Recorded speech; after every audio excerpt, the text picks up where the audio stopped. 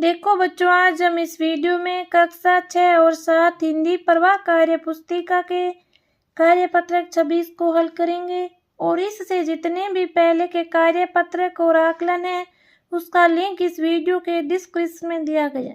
वहां जाके सभी वीडियो एक साथ देखें। बच्चों, चैनल को सब्सक्राइब करना ना भूलें। कार्यपत्रक 26 प्रश्न नंबर 1, सही विकल्प पर सही का निशान लगाइए।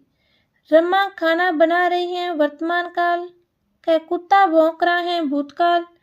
पक्षी आकाश में उड़ रहे हैं वर्तमान काल। गए चित्रकार चित्र बनाएगा भविष्य काल। गए बादल गरज रहे हैं भूतकाल। प्रश्न नंबर 2, दिए गए वाक्यों में क्रिया को रेखांकित करके उनका काल बताइए। देखो, वह सिनेमा गया वर्तमान काल। वह पढ़ रहे हैं वर्तमान काल। तेज आंधी आई थी भूतकाल। गए पिताजी पत्र लिखेंगे भविष्य काल। गए कल तुम आ जाना भविष्य काल। हड़े हम शाम को बाजार जाएंगे भविष्य काल। इस प्रकार लिखने हैं। प्रश्न नंबर 3, क्रिया का उचित रूप लिखकर वाक्यों को पूरा कीजिए। जैसे मोहन हॉकी खेल रहा है। कह सब छात्राएं घर चल गई। मैं कल दिल्ली जाऊंगा। गए सुधा ने झूठ बोला था। गए हम विद्यालय जा रहे हैं। 4, नीचे लिखे वाक्यों के सामने उनका काल लिखिए। सलीम खाना खाएगा भविष्य काल। सुमन अनीता से बात कर रही थी वर्तमान काल। आप किसके साथ खेलने जाएंगे भविष्य काल। बारिश होने की संभावना है भविष्य काल।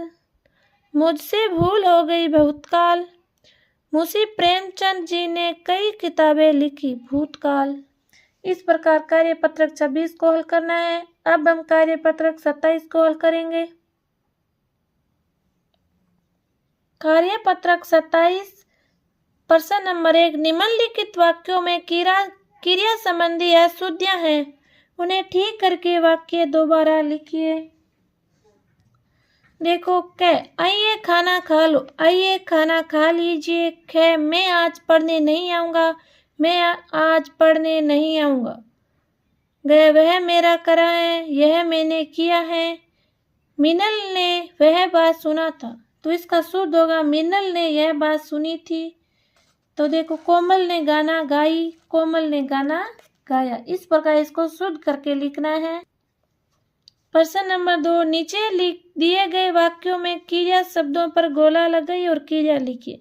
तो देखो, इसमें क्रिया निकल तो निकलना, खिलाएंगे खिलाना, चखाएंगे चखना, देखिए देखना, तैरना, खेल खेलना। इस प्रकार इसमें गोला लगाना है और यह क्रिया लिखनी है।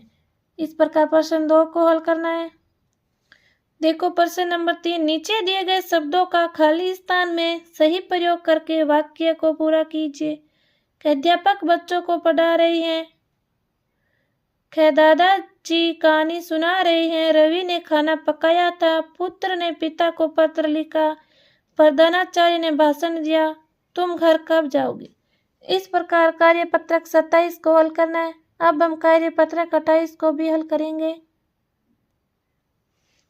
कार्यपत्रक 28 1, दिए गए वाक्यों की क्रियाओं के लिए विशेषण लिखकर वाक्य को दोबारा लिखिए। देखो, बच्चा दूध पीता है। बच्चा मीठा दूध पीता है। गाय घास चरती है। गाय हरा घास चरती है। वह गाता है। वह सुरीला गाता है। नदी बहती है। नदी तेज बहती है। इस प्रकार विशेषण लगाकर इसको लिखना है। प्रश्न नंबर 2, दिए गए क्रिया शब्दों से वाक्य बनाइए। गाती, कोयल सुरीला गाती है। उठता, गीता प्रातः बजे उठती है। हंस, जोकर को देखकर बच्चे हंस रहे हैं। लिखा, मोहन ने पिता को पत्र लिखा। देखता, मैं क्रिकेट मैच देखता हूँ। प्रश्न नंबर 3, क्रिया विशेषण छांटिए। वाक्य और क्रिया विशेषण को छांट कर यहाँ लिखना है और क्रिया को यहाँ। बादल जोर से गरज रहा है। जोर से क्रिया विशेषण होगा। क्रिया गरज रहा है। तो देखो, इसमें क्रिया विशेषण कहाँ और क्रिया जा रहे हैं।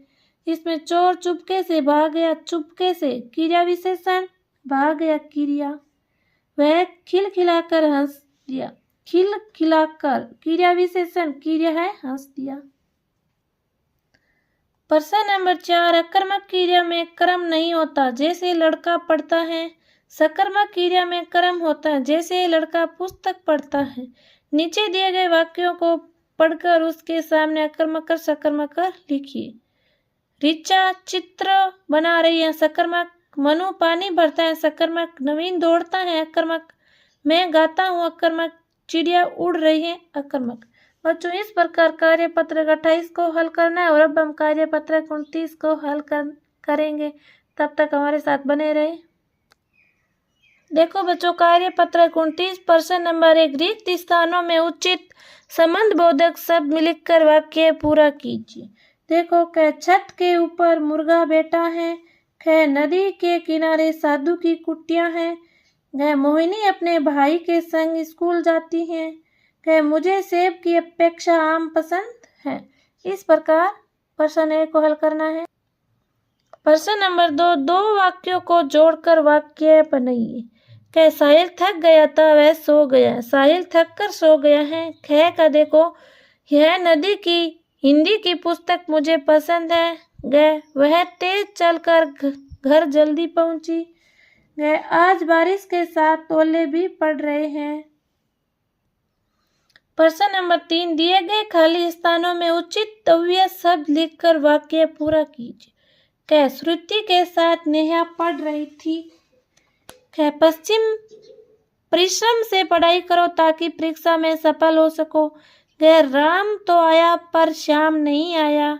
ग जब सर्दी पड़ती है तब गर्म कपड़े पहनते हैं। 4, वाक्यों में दिए गए संबंध बोधक शब्द छांट कर लिखिए। देखो, प्यार के मारे बुरा हाल है, के मारे। देखो, क में के पास, ख में के बिना और ग में के आगे। ये संबंध बोधक शब्द हैं, इसको छांट कर यहाँ लिखने। अब हम कार्यपत्रक 30 को हल करेंगे। देखो बच्चों, कार्यपत्रक 30, निम्नलिखित गद्यांश को पढ़कर दिए गए प्रश्नों के उत्तर लिखिए। इस गद्यांश को पढ़कर हम इन प्रश्नों के उत्तर लिखना है। एक गाइड का कार्य होता है मार्गदर्शन करना। 2, पुराने शहर की हवेलियां कितनी पुरानी थी? 300 वर्ष। 3, प्रमुख हवेलियों के नाम लिखे। पटुआ की हवेली, सालम सिंह की हवेली, नाथ महल की।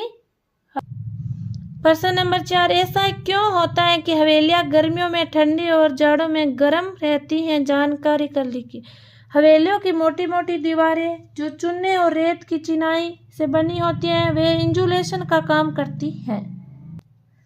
5, ऐतिहासिक शब्द का अर्थ बताकर वाक्य में प्रयोग कीजिए। इतिहास से संबंध रखने वाला हल्दी घाटी का युद्ध एक ऐतिहासिक युद्ध है। 7, दिए गए अनुच्छेद को संकेतों द्वारा पूरा कीजिए। एक दिन 2 गोरैया सीधी घर के अंदर घुस गई और रोशनदान पर जा बैठी। दोनों बड़े मजे से गाना गा रही थी।